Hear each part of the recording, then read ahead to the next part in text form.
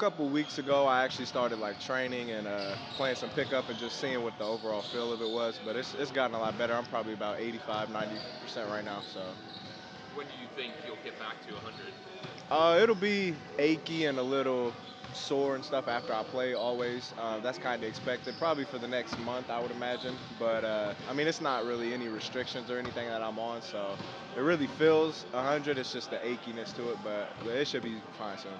At this point, you're a summer league vet, so what's your approach going into your second one? Just doing a lot of teaching, trying to find my voice and just overall help myself and help the team. You know, we want to go back to back and get another championship, obviously. But the big thing is just learning everything. It's a new system and new coaches, and just really helping everybody figure this out. Where do you feel like your game is at now compared to when you were in this chair last year? I feel like I've grown a lot, not only as a person off the court, but on the court. I mean, just overall, just learning how to be a pro and just learning habits and just different ways to figure out how to score or really just make impact the basketball game. I mean, because like when I first got here, I didn't expect to be a scorer or anything, or even to be with the Cavs at all. So really to just do the things I've done, I mean, it's been big. What was your recovery process like as you scaled into the back from that injury? It's just a lot of recovery as far as just icing, just a lot of plyometrics, just stretching, and just doing a lot of the little stuff to just try and get the overall swelling and everything back. But I mean, it's almost back to 100. How would you assess your rookie year overall? I think it was a pretty good rookie year.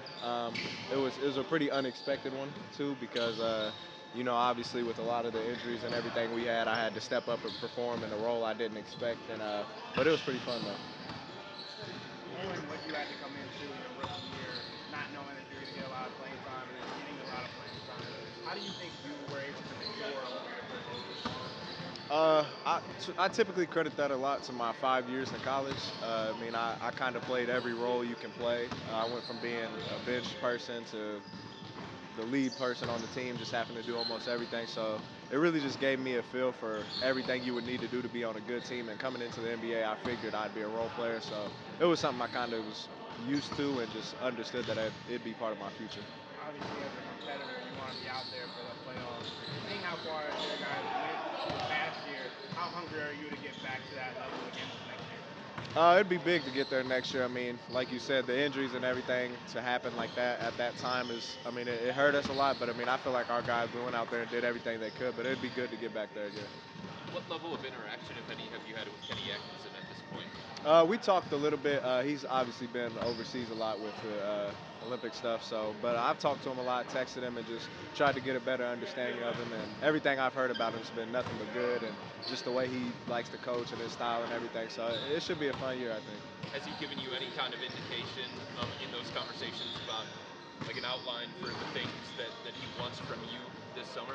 A little bit, not really anything too in detail, just because we got our introductions and stuff out the way. But he just told me he liked my game and just told me to keep being myself. So I mean, any coach that tells you that, I mean, it's just a big pat on the back. So What Greg, are your as a guy, as a guy who's been through it now, summer league and full season, what's your advice to the young guys now? Those young guys? just stay ready. I mean, you never know when your time's gonna come, and just make sure you're prepared for it when it does come because it can actually change your life.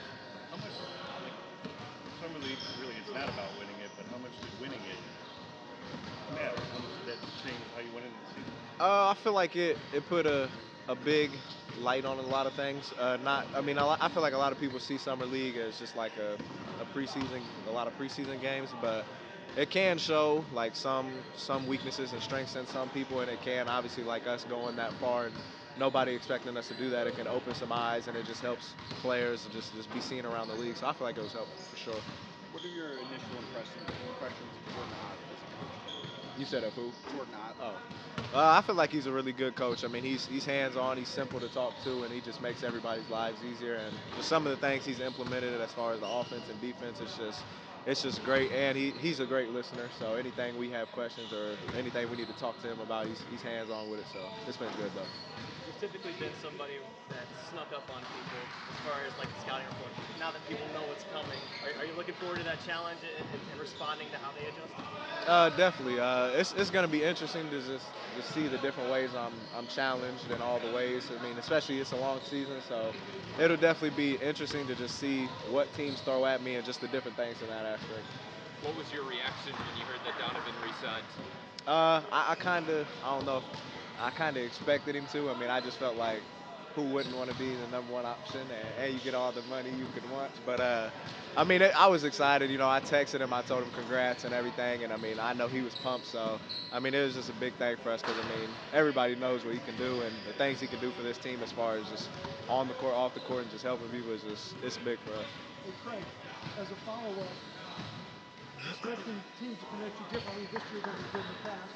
You know what to expect. How do you prepare for that and take that next step? Really, a lot of things I've just asked, like Karras and a lot of different guys, just what preparations or what little rhythms they have as far as how they go towards working out or just figuring out how to get around defenses. And I know a lot of teams know I don't shoot threes right now, but that's been one of my big things, just working on a lot of my threes, just shooting off the dribble and things. So I just am trying to do everything I can to make it hard for defenses to stop me. What's Greg, your you became close with Bronny last season. What have you seen in his growth this offseason? What have you seen him trying specifically work on during the offseason? I mean, he's just worked on his overall game and his defensive game a lot. I feel like, I mean, because that's one of the things last year that could have got him on the court a little more. And I just feel like, honestly, he's one of those players. He's just gonna always work his hardest because he feels like he deserves it, and I feel like he does too. So he's just been one of those guys. He's gonna work to that always. first impression of Jalen Tyson? He's a player. I feel like he's worth that pick. His future's bright, and he's just a really smart guy. Like he can put the ball in the hoop all three levels. He can defend, and he's a hustle guy. He's diving in practices yesterday, and I was like, you do that in summer league, I'm like, you got a promising future in my eyes. So I feel like he's gonna be pretty good though.